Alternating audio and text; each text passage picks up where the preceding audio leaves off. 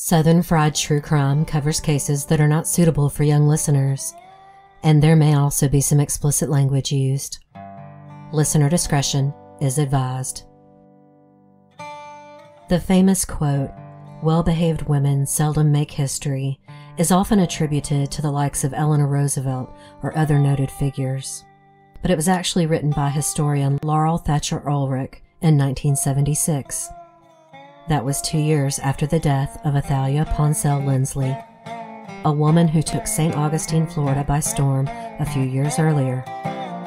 A beautiful and interesting woman, Athalia moved from Jacksonville to St. Augustine with her ailing mother, seeking a new place to settle and one where she had fond childhood memories. She soon found that though she might be old money, she wasn't St. Augustine old money, and that made her an outsider from the beginning. She has been called a shrew, as well as a washed-up has-been, and many other demeaning, ageist, and sexist names over the years. But she was actually quite intellectual and a feminist, though a conservative. She was also a socialite and politically ambitious, but she would not suffer fools quietly. As her widower put it, she simply had more courage than discretion. It was that outspoken courage that would lead to her brutal murder in broad daylight on the front porch of her home. She was hacked to death and nearly decapitated with a machete. And it was her reputation in St. Augustine, as well as the city's affection for her murderer, that would lead to the unimaginable miscarriage of justice that set him free. Welcome to episode 33, An Inconvenient Woman, the Murder of Athalia Ponsell Lindsley. Founded in 1565 by Spanish explorers, St. Augustine is the oldest European established settlement that has been continuously inhabited in the continental United States. It was 20 years before Roanoke was established in Virginia, 42 years before Jamestown, and 55 years before the Pilgrims established what is known as America's hometown in Plymouth, Massachusetts.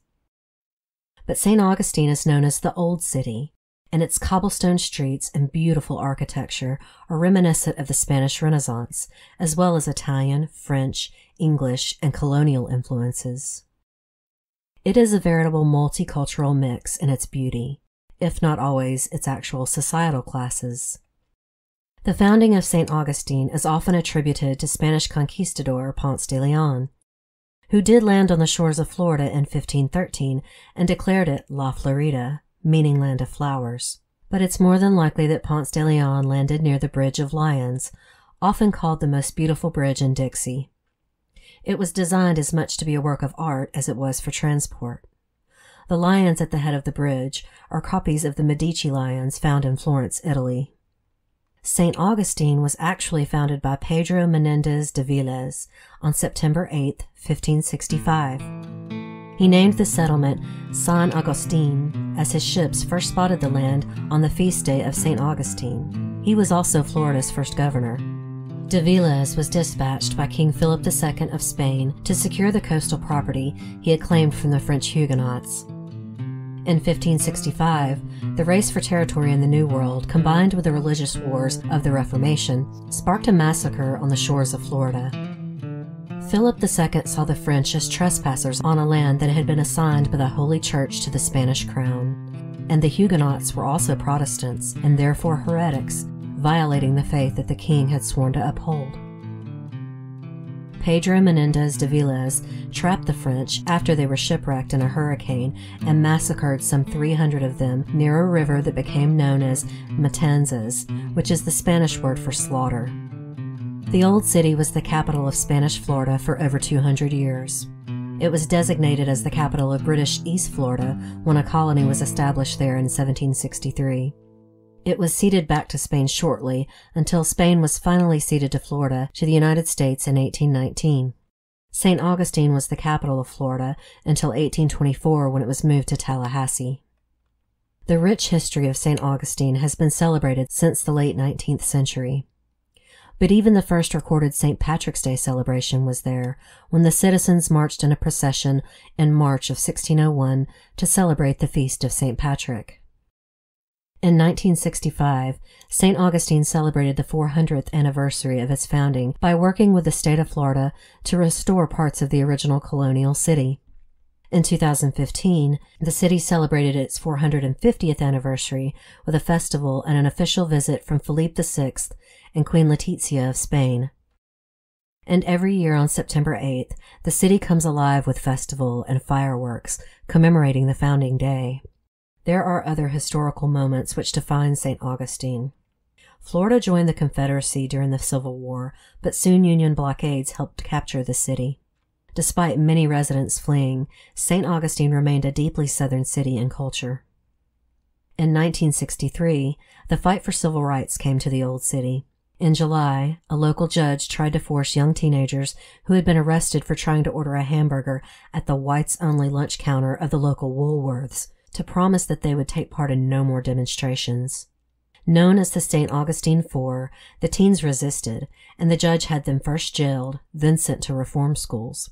They were released in early 1964, and that spring, civil rights leader Robert Hayling and Dr. Martin Luther King came to St. Augustine. They organized marches, sit-ins, and other forms of peaceful protest.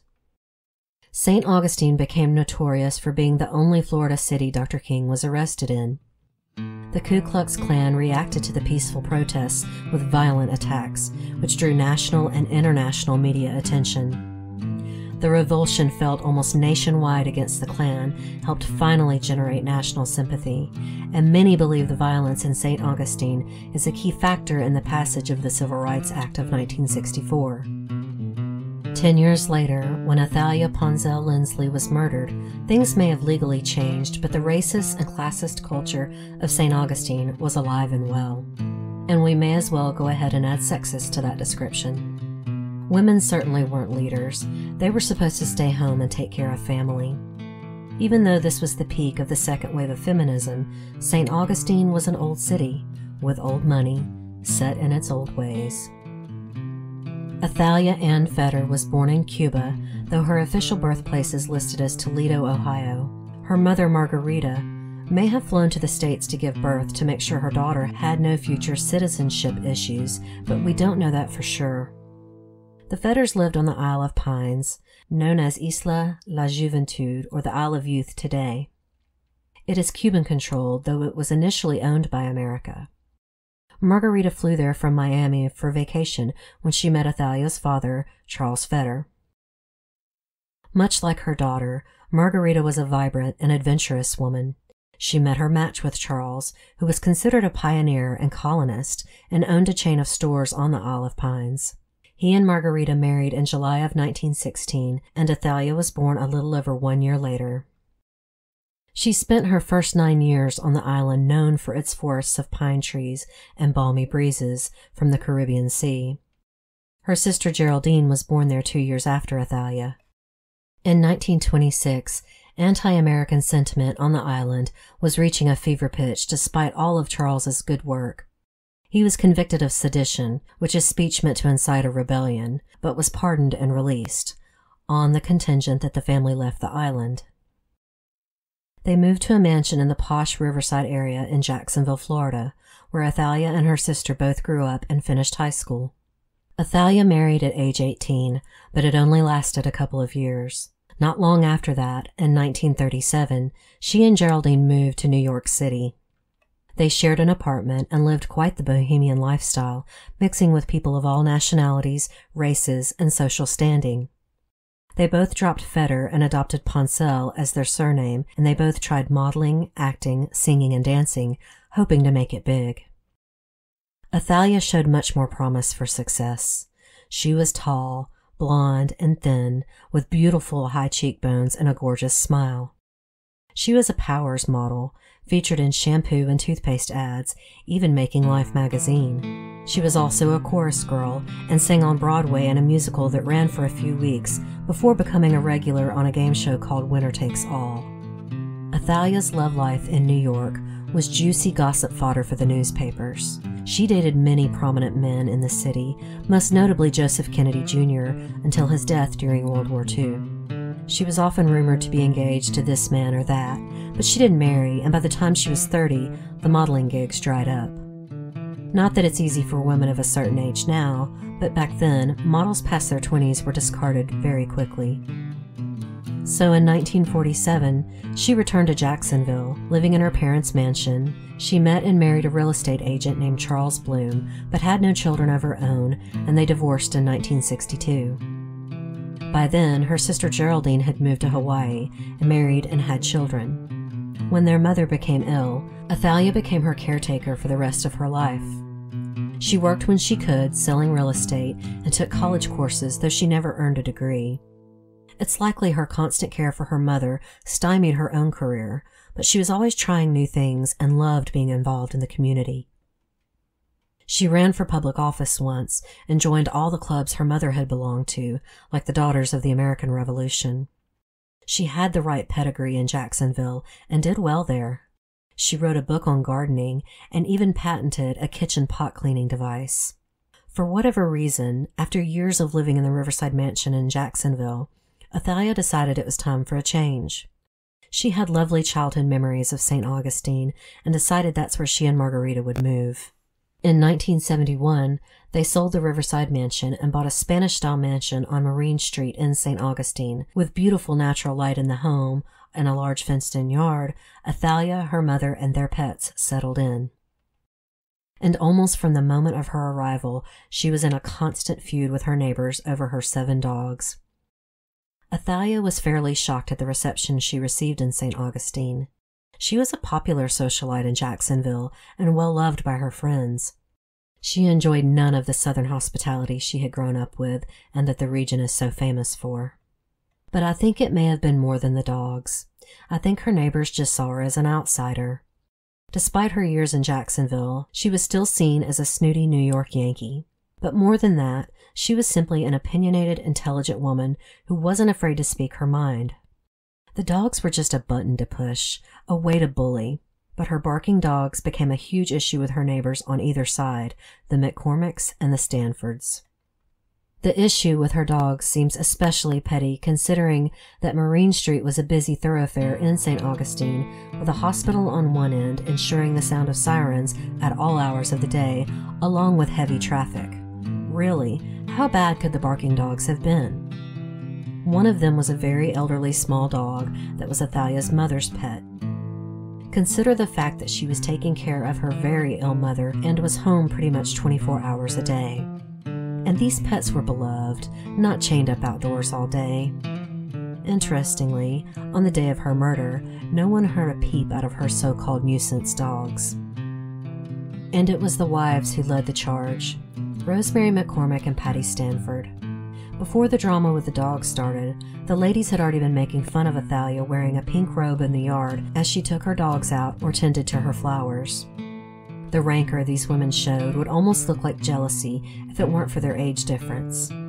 Athalia was a single woman in her early 50s when this started, and those ladies were in their early 40s, married to successful men with children and beautiful homes.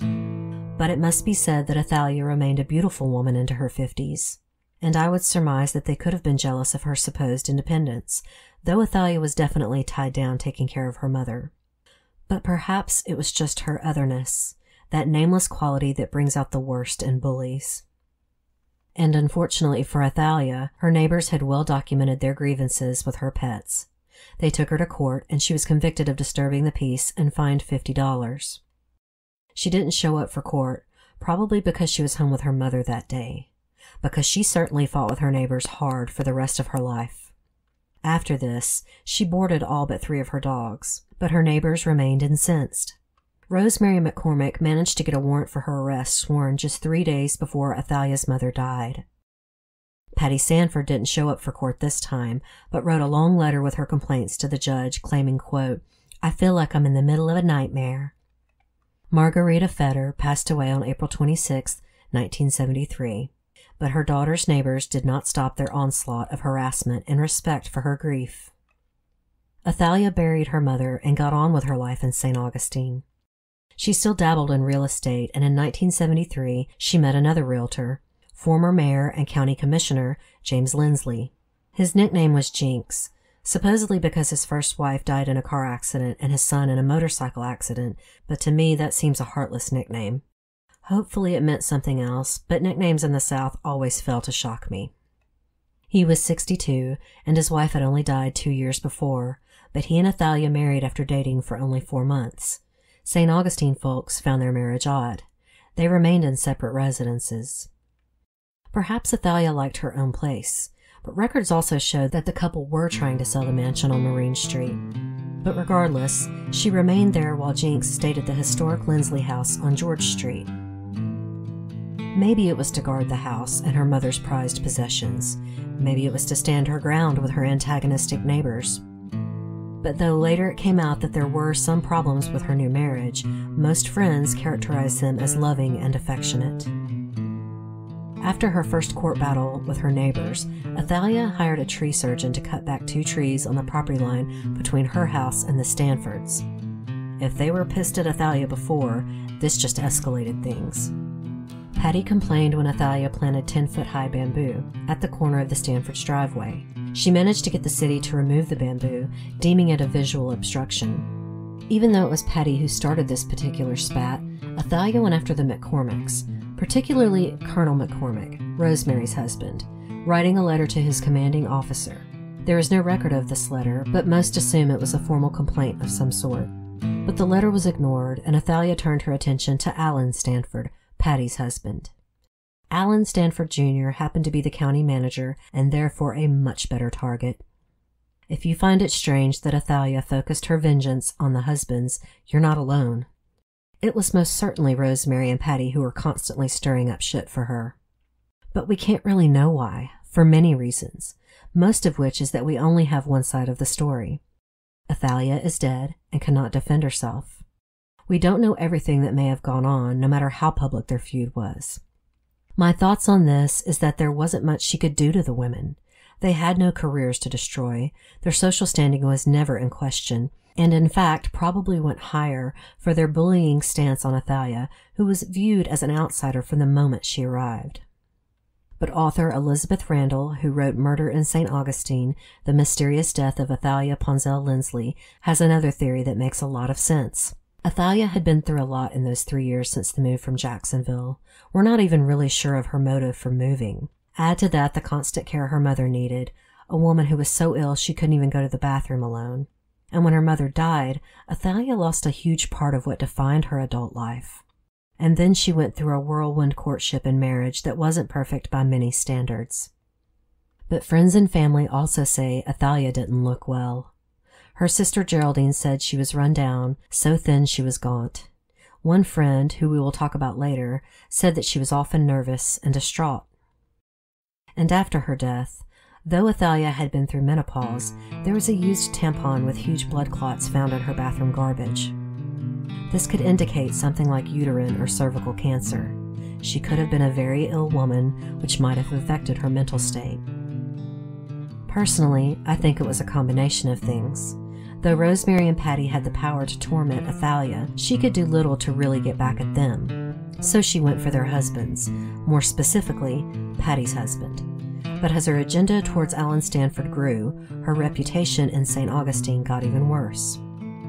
She was seen as manic and obsessed with bringing the man down. This went beyond the fight over barking dogs and trees on property lines. It was personal towards him. And again, maybe we're missing a piece of this, and certainly, Alan Stanford was no saint.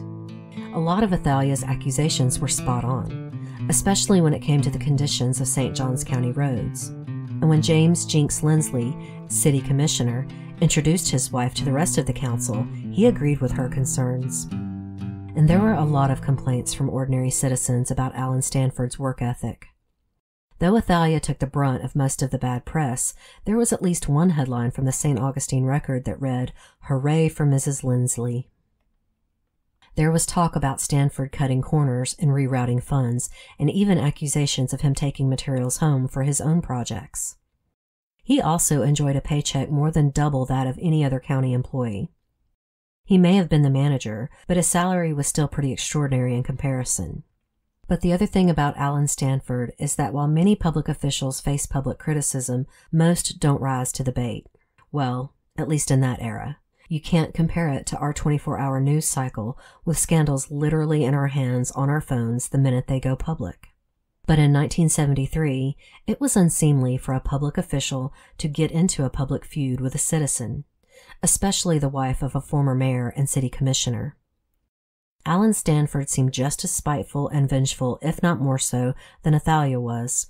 Though he was often portrayed in the papers as calm and composed, there are plenty of other stories about his temper and pettiness. His office had a 150% turnover rate. That's pretty astounding. It was often joked that at county commission meetings, heads would roll. That joke would later become extremely morbid and prophetic. But really, it would seem that as usual, the rumor mill works whichever way you want it to. Meaning, whose side are you on? The papers and most of the community sided with Alan Stanford. The former frat boy from Atlanta, with his beautiful Southern belle wife, fit right in with the upper echelon of society in St. Augustine. Not long after the death of her mother, Athalia invited a group of friends from Jacksonville to her home for a small party. As they were leaving and she stood in the drive waving goodbye, Alan Stanford pulled into the driveway next door and gestured to Athalia to come talk to him. She said that he told her, quote, "You're a vicious and evil woman, and one day I'm going to fix you." At this time, I'm going to pause to hear a word from one of our sponsors.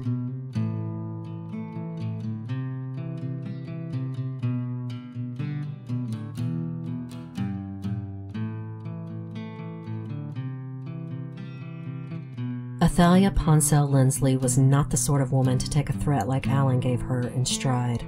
She told several friends and colleagues of her husband's about the threat. I didn't find record of her making a formal complaint to the police, and I can't really imagine why she didn't, except that she knew she had no proof. It was he said, she said, and the cops probably couldn't do anything. So she took it public. She showed up at a public county commission meeting and repeated what he had said, but it was struck from the official minutes of the meeting. It was added as an addendum after her death by a deputy clerk, but by then, that addition would look suspicious even if witnesses verified it. But the meeting in question was in October of 1973 and was a particularly heated one. Athalia's main line of attack on Alan Stanford was his lack of credentials. One of the requirements of a county manager was an engineering degree, but while Alan Stanford did have a degree, he had failed the state board exams to become a civil engineer. And he fudged on his application and resume, claiming all sorts of expertise in areas of engineering without actually specifying that he held the proper degree. Athalia seized on this and railed to the commission in a public meeting, quote, "You're pouring taxpayer money down a rat hole." Alan Stanford was making $20,000 a year. That's almost $100,000 in 2018 money. And his subordinates were making $6,000 to $8,000 a year. They had recently all received an 11% raise, but Stanford's was significantly higher. Chairman of the board and Alan Stanford's close friend, Herbie Wiles, spoke up and said, quote, "Well, we feel like, I personally, Mrs. Lindsley, feel like he's worth it." He went on to deny that a civil engineering degree was a condition of Stanford's employment as county manager, which was an outright lie, as Athalia discovered when she wrote the executive director of the Florida Department of Professional and Occupational Regulations that December. She wrote, quote, "We feel it our duty to inform the apparent malpractice of a man who appears to be passing himself off as a certified engineer. He signs county legal documents as the county engineer when, as far as we can ascertain, he has no engineering degree in any field. The seeming chicanery casts a shadow on the professional engineering society of the state of Florida, comparable to a quack practicing medicine. By bringing this to your attention, we hope it can be investigated and rectified." She got an answer from Executive Director J.Y. Reed, who wrote back and claimed that Alan Stanford was planning to retake the engineering examination in April. So clearly this was a requirement. The board was just complicit in letting Alan Stanford get away with this deficit on his resume. At another public commission meeting, Athalia accused Alan of putting sugar in her gas tank while she was out of town with Jinx. James Jinx Lindsley was suspicious enough himself to confront Alan Stanford, who happened to be working on the roof of his house at the time, so it didn't come to a physical confrontation. On January 22nd, the day before her murder, Athalia attended another commission meeting. This time, she had been interviewing current and ex-employees of the county manager. Of course, many ex-employees would not view their former boss favorably, but the current employees willing to come forward really lent credence to Athalia's accusations. The county roads were a mess with potholes and flooding. Residents in the area were also complaining to the Department of Pollution Control because garbage trucks were dumping in areas supposedly to enrich the soil, but the stench was terrible. It was meant to be a landfill, but wasn't designed properly. County employee Clyde Woolover showed up in support of Athalia at the same meeting on the 22nd. He called road conditions deplorable and specifically noted design issues on Ashton Road, which was only an inch thick, as opposed to the 6 to 8 inches it should have been if designed by engineers. Alan Stanford, who held no civil engineering degree, signed off on that debacle as well. Alan tried to answer and say the road was 4 inches thick, but minutes from a November meeting proved that he had already said it was only 2 inches. Say what you will about Athalia's vendetta or her techniques, but I don't think any honest person could say that she was totally wrong about Alan. He clearly wasn't qualified to make these decisions. The next day, Alan fired Clyde Woolover, though he later insisted it had nothing to do with his support of Athalia. He fired him literally the day after. How exactly did he think this would look? Especially in light of his reputation for employee turnover. A little after 4 o'clock the next day, January 23, 1974, the day of Athalia's murder, 2 investigators, Thomas Murphy and Elmer Emmerich from the Florida State Board, showed up unannounced at Alan's office concerning that letter Athalia had written. They came to discuss Athalia's letter and investigate Alan's credentials. Mr. Emmerich later testified that Alan remained calm and collected during the meeting, showing the normal concern anyone would feel in that situation. He added, quote, "Mr. Stanford did not give any indication that would lead me to believe that he would go out and kill Mrs. Lindsley." Despite Emmerich's statement, he and Murphy did inform Alan Stanford that he was violating Florida state law by misrepresenting his public position. Alan did his best to deflect these problems by explaining his feud with Athalia and her single-minded mission to get him fired. He actually thought that having a good old boy talk with these officials about his shrew of a neighbor might get him off the hook. Mr. Murphy wasn't as neutral in his own statement about Alan's conduct at that meeting. He said, quote, "I would have been upset and angered at such an interview, and I felt that Stanford was just too cool for the situation." The meeting lasted for about an hour, and after the men left at 5:15, they decided to drive down Marine Street to find where Athalia and the Stanfords lived. They planned to come speak with her the following day to get her side of the story. Both of them agreed that the time was 5:30 p.m. and the street was fairly quiet. They didn't see Athalia or her neighbors and went on to the Holiday Inn where they were staying to see about dinner. On January 23rd, Athalia and her husband had spent the day in Jacksonville shopping. They had a weekly date where he took off work and they went to Jacksonville for lunch, shopping, or whatever, just a small escape. This is why, no matter the small whispers about their new marriage, I do believe they cared about each other, and Jinx should never have been a viable suspect. Sure, they were unconventional. They lived in separate homes, but probably for financial reasons rather than gossipy marriage reasons. But from all accounts, Jinx Lindsley was completely besotted with his wife. Athalia's one good friend in St. Augustine, Frances Bemis, characterized their relationship as affectionate and loving. Another interesting thing about this case is that Frances Bemis was found murdered less than a year after her friend. She was literally beaten to death, probably with a rock or brick, while out walking her dog. Unlike Athalia, she was well liked in the community and had no enemies, and no one could figure out a motive for her murder. Her case remains unsolved to this day. But rumor has it, notes were found in her home to indicate she planned to write a book on her friend's murder. Perhaps someone didn't want those details in a scandalous book. The local papers were one thing, but a true crime novel could become a national bestseller, and that changes things quite a bit. But back to the timeline. On the afternoon of January 23rd, Athalia was seen leaving Jinx's office at around 5:35 p.m. She and her husband had plans to celebrate the Chinese New Year that evening, and she was just returning home to see to her animals. Jinx went on to run errands for their evening, making several stops. He was seen by no less than 7 witnesses. Specifically, his neighbor saw him at 6:05 p.m. There is no way he could have gotten home from murdering his wife in that record time. Furthermore, even though they are not admitted in court and modern investigators find them unreliable, for what it's worth, James Jinx Lindsley passed a polygraph. Jinx later said, quote, "It's a terrible, terrible thing, not only to have such a grievous loss, but also to have these invisible fingers of suspicion pointing at you. At least this has taken some of the weight off my mind, although it doesn't take any of the sorrow away." At 6:08 p.m., Locke McCormick, son of Rosemary McCormick, one of the original instigators of the feud, called the police and ambulance. He was 18 years old and home for college, and would be the only eyewitness to come forward.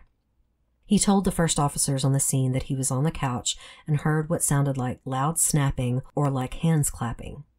He looked out the window directly at Athalia's front porch and saw a man in dark pants and a white dress shirt standing there with his back to him. He ran outside and said he could see the man's shoulder moving up and down like he was swinging an object. Then the clapping sound stopped, and the man walked slowly away from Athalia's home towards the southwest corner of her yard, which would have been in the direction of the Stanford home. When he took a few more steps towards her porch, he saw Athalia's body and started shouting at his mother to call the police and ambulance. What was left out of the official police report is what he originally told the first officer on scene, that he had shouted to his mother, "Mr. Stanford was hitting Mrs. Ponsell." Athalia was lying sprawled on the front steps with blood splashed all around her, even up on the walls of her home. Her head was hanging by one thin tissue of her neck. Her body was mainly down at the bottom of the steps with her dress hitched up and her pearls scattered all over and the blood pooling on the sidewalk. She had defensive wounds to her arms and even severed fingers. It was a vicious attack. The medical examiner, Dr. Arthur Schwartz, said her cause of death was almost complete decapitation. Quote, "One single clean blow from the back of the head down through the skull and neck bone and through the main artery was the main cause of death." He said at trial that she most definitely was attacked with a machete, as it was the only weapon that could come close to making that sort of injury in one clean hit. This murder weapon might sound odd to some of us, but not to Floridians. Machetes are commonly used for hacking palm trees and other brush in yards. Everyone had one. Interestingly, Alan Stanford had actually checked one out from the county's supply. He claimed he had returned it, but there was no record of that. The first two officers on the scene were met by two ambulance attendants who arrived at the same time. Athalia's body had been covered by a white sheet that had already turned a deep red. They found no murder weapon, and when they entered her home, they found her grocery bag on the floor, not spilled, and her back door was closed, but the keys were still in it, as if she was interrupted by a knock or doorbell ring from her front door. The St. Augustine Records staff photographer later said that the scene was a chaotic mess. He said officers were walking through everything and destroying the crime scene. He said there was blood all over the grass, and it led around to the south side of the house, towards the Stanford home. He even said that one of the officers ordered an ambulance attendant to hose down the front steps, washing away the blood. Naturally, that created gossip that the police were covering up for someone, and most thought it was James Jinx Lindsley. Though Jinx was part of the Good Old Boy Club, I'm not sure this is why. The St. Augustine police had no forensic investigators. There was no CSI. To our modern minds, the recklessness at the scene is unimaginable. But look at it with 1974 eyes, and it makes more sense. These police didn't know better. The neighborhood was hysterical. There had never been a murder like this before in St. Augustine. I think all they were trying to do was stop the looky-loos and get on with the investigation. The crime scene photos had already been taken. At 7 o'clock, Alan Stanford pulled into his driveway next door. He approached a police officer and said, "Was she shot or was she cut?" That sounds suspicious to me through a 1974 or 2018 lens, but I suppose just by the nature of the bloody body on her porch, it might have not been that strange. There is no notation of what time they actually removed her body from the scene, nor when it was hosed down. But I guess in Alan's mind, just walking into his house without talking to the police would have looked stranger. For the sheriff and the officers working the case, there were only ever two suspects. Whether or not anyone ever really suspected Jinx is up for debate. I think not, no matter how much public favor was in Alan's corner. The truth of the matter is, Alan had motive, means, and opportunity. By his own admission, he came home after the meeting with the men from the Florida State Board. He said he threw on some old work clothes, and then he even admitted he fixed a gin and tonic and chugged it standing at his kitchen sink. He knew at this point that he was screwed, that tomorrow those fellas from the State Board would be talking to Athalia. As vicious and ugly as their feud was, you can only imagine his rage at knowing that she had finally won. He was about to lose his job. But back to his supposed timeline, he insists that he got back in his car and drove to the office to pick up some book and a slide rule for paperwork to do at home. Logistically speaking, he literally would have passed the men he had that meeting with. They did not report seeing him. He claims he left the house by no later than 5:40 and was back at his office by 5:50. He would later claim that 5 people saw him there, but it was bullshit. He could never produce these witnesses. I do think Alan went to his office after he butchered Athalia. There were bloodstains found on a pole near where Alan parked his car. He had calmly walked to his garage, changed into his work clothes, took off his wristwatch and wrapped the machete in an old baby diaper, and then flew out of his driveway before other witnesses knew what was happening. He then ditched the murder weapon and his other bloody items before going back to his office to create an alibi. The machete and the clothes Alan was wearing were found after the police announced a $500 reward for the murder weapon. Dewey Lee was a town drunk, but he was also a combat vet on disability who loved and supported his kids as best he could, which meant he scavenged junkyards for parts to sell all the time. He jumped at the chance for the reward and spent 2 weeks searching. He eventually found the machete, wrapped in a baby diaper, and the clothes and watch Alan had worn. They were in a marshy spot less than a mile from the river, within 3 miles from Marine Street. The serial number on the wristwatch was matched to the jeweler who had not only sold the watch to Alan Stanford, but had recently repaired it for him. That's a positive ID. Officers even tracked down the department store where Patty Stanford had bought her husband's pants and shirt. The sizes matched perfectly, and he even had a credit card receipt on file. Also, to explain the baby diaper, Patty and Alan had a toddler-aged child who would recently have been in diapers. From Elizabeth Randall's book, I got the hint that the child might actually have been their granddaughter, perhaps the illegitimate child of Patricia. But regardless, on that diaper, aside from the bloodstains, were paint stains. So it was an old baby diaper, used for housework, laying in Alan's garage. Officers then even traced the paint to a Sherwin-Williams store where Alan had purchased those exact colors with a credit card the year before. Other than Locke McCormick, who was obviously intimidated into changing his story, the only real witnesses were his daughter and wife, Patty and his daughter Patricia, who was 18 and home at the time, and they kept changing their stories. I won't even bother going through all the things they claimed and then denied. They are not reliable witnesses, particularly Patty, who in my opinion had her own agenda anyway. No one can place him at his office at 6 o'clock. In fact, one county employee specifically said he was at the office between 5:30 and 6 p.m. and never saw Alan's car. Locke McCormick called the police at exactly 6:08 after witnessing the murder, although he may not have fully understood what he was seeing until after. The point is, there was only one man in town who had it out for Athalia Ponsell Lindsley, and everyone knew it. At this time, I'm going to pause for a final word from our sponsors.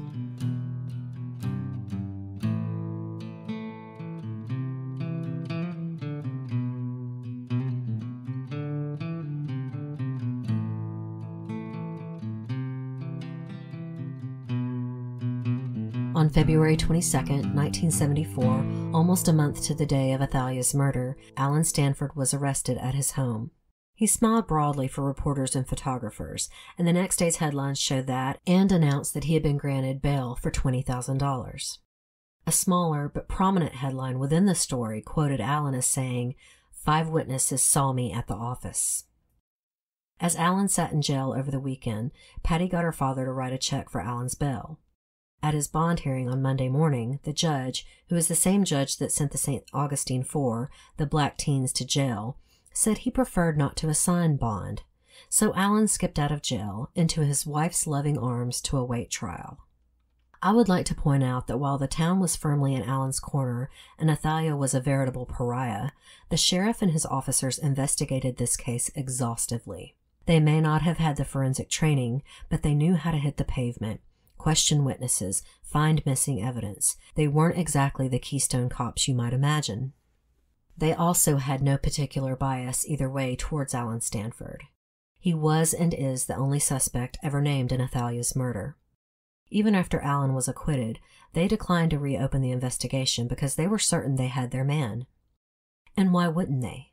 They had Alan's clothes, the watch, and the murder weapon, which had blonde hair stuck in blood on it that matched Athalia's hair. They had Athalia's public accusation of Alan's death threat. They had a highly public and gossiped about feud with Alan and Patty Stanford, though it would appear the McCormicks were out of it by now, except for their son Locke changing his story. But Patty Stanford and her father knew they needed a big gun to defend Alan, and they hired a man named Walter Arnold Jr. from Jacksonville, a renowned criminal defense attorney. Again, Alan didn't have the cash for the retainer, and this time his father-in-law didn't pony up. You know who did? A man named Perry Mullen, who was an editor, reporter, and executive for the Associated Press. Talk about a conflict of interest. Local papers were bad enough, but even an executive from the Associated Press was in Alan's corner. But beyond the retainer, the Stanfords still had to live until trial, and Alan had been suspended without pay until the trial was over. Incredibly, the church the family attended actually passed around the collection plate to help Alan Stanford and his family. Trinity Episcopal was notorious for refusing to integrate in the 1960s, and when they were forced to integrate, they were so unwelcoming of any African Americans that none attended their church. If this is shocking to you, that a church would raise money for an alleged murderer rather than his victim, you're right. And the whole congregation wasn't behind it either. Pastor Michael Boss received heavy criticism for this decision, and James Jinks Lindsley was very public about his opinion on this, saying, quote, "He thinks it more proper to pray for the wolf than for the slaughtered lamb." Alan's defense attorney was a bulldog and immediately filed a bunch of motions, first and foremost to have the indictment thrown out. He lost this motion, but he won other crucial motions that cost the prosecution dearly. First, in an unusual stance, Assistant DA Richard Watson asked for a change of venue. This is really interesting because it's usually the defense that wants the trial moved due to pretrial publicity. This just goes to show how aware police and prosecutors were of Athalia and Alan's respective reputations in town. It was a popularity contest, not a trial, and they knew it. Watson lost that motion, and the trial stayed in St. Johns County, in St. Augustine, right in the heart of the community that knew the ins and outs of this feud and had fervently taken sides. The other critical motion that Watson lost was Arnold's motion to suppress the evidence taken from Alan's home, though there was a search warrant. What they found were the other work clothes Alan had on that day, along with a shovel, a blood-stained napkin, and 2 bloody concrete blocks. These were all found in the garage. Arnold argued that the search warrant was not specific to the rooms to be searched and therefore violated Alan's constitutional rights. No, the warrant did not go room by room, but asking for bloody clothing and other blood-stained items is normally sufficient. But a new judge, with only a year's experience, was overseeing the trial and was intimidated by Walter Arnold. He threw the evidence out. The trial records are missing. What can be gleaned is by newspapers and witnesses who attended, and there were plenty. They actually sold tickets for spectators. The medical examiner did a fine job on the stand, as did some of the officers, particularly one that described the blood trail from Athalia's porch through their yards right to the center of a wall that divided the 2 properties. Clearly, Alan jumped this wall and ran to his garage. Walter Arnold naturally argued that this was due to crime scene contamination by the police. He also did his very best to point his finger at James Lindsley.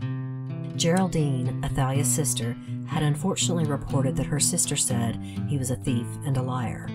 Perhaps there were troubles in the marriage, but as a sister, I can tell you, when angry, we call each other and say many things we may not really mean in the heat of the moment. But Jinks did contest Athalia's will, forcing Geraldine to split the proceeds from Athalia's estate. Jinks explained on the stand that he and Athalia had both changed their wills to split evenly with both families. But it didn't matter. Testimony from the dead woman's sister definitely started the seeds of reasonable doubt, or at least gave an excuse for them. As for the murder weapon and other bloody items found by Dewey Lee, Arnold tried to pin those on Dewey Lee himself, saying he could have been the murderer, and even insinuating that the evidence was planted. And unfortunately, Dewey was an alcoholic and was not a polished witness on the stand. In contrast with Alan Stanford's composed testimony in his own defense, the man did not come off as credible. Well, at least not to this jury. The prosecution did score some points, though. The blood type found on the murder weapon and clothes did match Athalia's, and the hair on the machete was consistent with her hair, though even today, people find hair analysis to not be reliable unless there is enough for a DNA match, which of course there was no DNA in 1974. In closing arguments, Walter Arnold was just more congenial than the prosecution. He had a more soothing manner, and it didn't hurt that the jury he was talking to was already sympathetic to Alan Stanford. Despite Athalia's efforts at exposing his incompetence, the social class that the Stanfords belonged to were willing to overlook these minor problems in comparison to the animosity felt towards Athalia Ponsell Lindsley. And Walter Arnold did his damnedest to paint Athalia as a deranged woman with a ridiculous vendetta against this fine, upstanding civil servant, Alan Stanford. Assistant DA Stephen Boyles took over closing arguments for the prosecution and said, quote, "Athalia Ponsell Lindsley had the right to live no matter how much she antagonized Stanford. She was a strong-willed woman, exercising her right to free speech when she attacked his credentials. Nobody deserved what she got." Indeed. But it didn't matter. The insular community of St. John's and St. Augustine had made up their minds. Alan Stanford was acquitted. Not long after, the sheriff announced that his office would be closing the case because, quote, "to continue would be to prosecute an innocent person." They knew. I'll say it again. With as few resources as the city, police, and county sheriff's department had, they did an incredible job, and they ignored community bias.